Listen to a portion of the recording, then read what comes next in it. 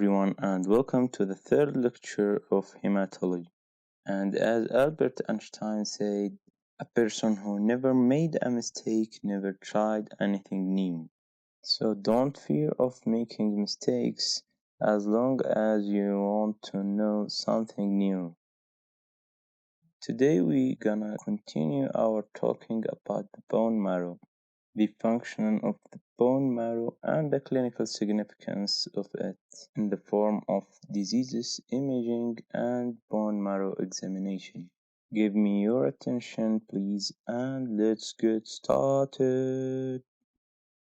Bone marrow function. As all of us know that the bone marrow is the main site for hematopoiesis, which means making hematopoietic stem cells, the bone marrow also shares some other functions such as differentiation of variety of cell types. Yes, this can be possible by the mesenchymal stem cells, also known as marrow stromal cells, that can be differentiated in vivo, which means inside the body, or in vitro outside the body, into osteoblasts, chondrocytes, myocytes, marrow adipocytes, and beta pancreatic islet cells.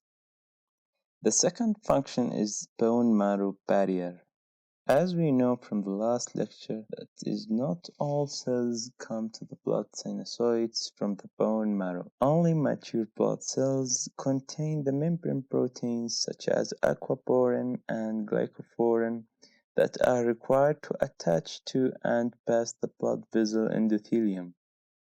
So the blood vessels of the bone marrow constitute a barrier inhibiting immature blood cells from leaving the marrow.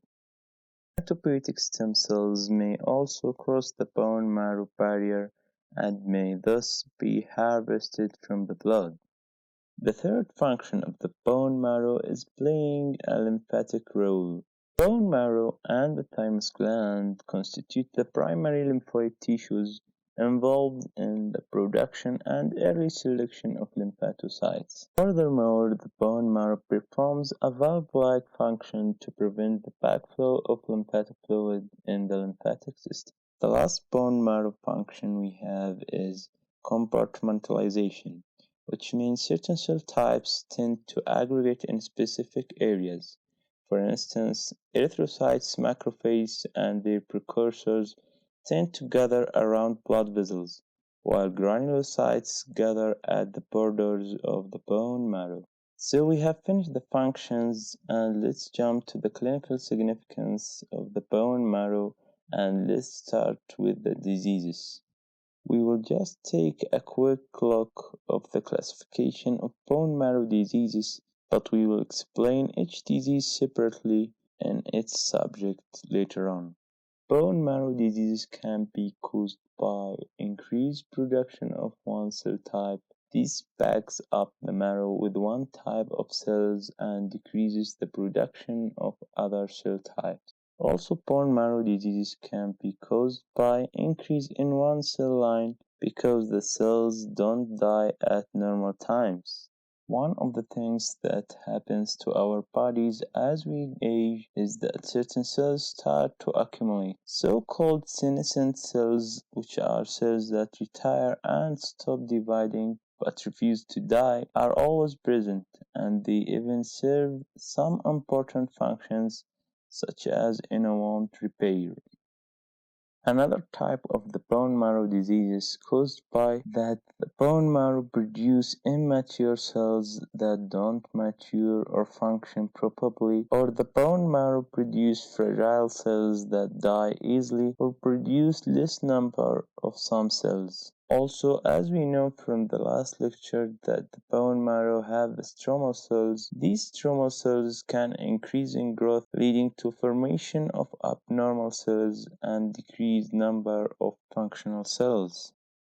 Then we have the nutritional causes, such as lack of iron, making RBC formation difficult. And lastly, we have the diseases that come from the outside to the bone marrow.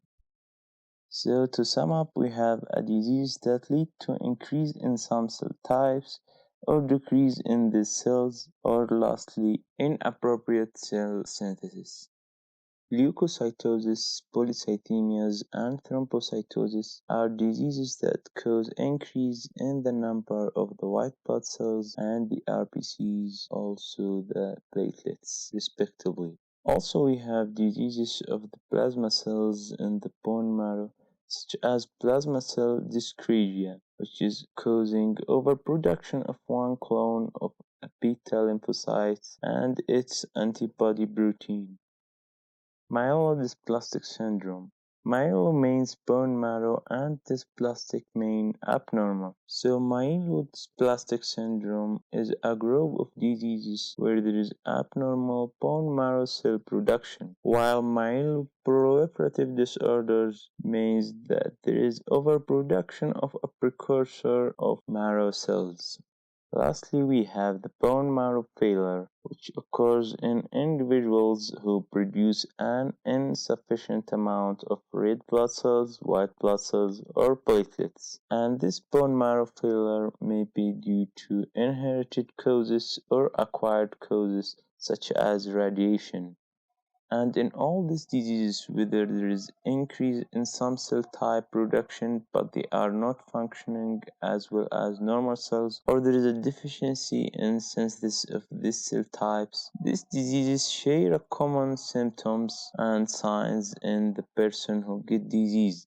Some of these clinical pictures will be due to the less or abnormal RBCs, WBCs, and platelets. As we know that red blood cells carry oxygen to the tissues, deficiency or abnormal function of these cells will cause anemia, and the person will suffer from easy fatigability and dizziness. Then we have the white blood cells which fight against infection. If these cells become abnormal, the person will get fever, headache, anorexia, and malaise. Lastly, we have the platelets which control clotting, so person will get bleed easily. And as Axel said, let me bleed. So we have finished our lecture today. I hope you enjoy it. And let's jump to the question of this lecture. When was the blood cells discovered? Thanks for watching. I will be more than grateful if you press the like, subscribe button and share this video with your colleagues. If you have any suggestions to improve my channel, leave a comment and let me know please. See the description below for the newest updates and for more infos. Also, don't forget to follow us in other social media sites. Keep your narcotic dose and good luck.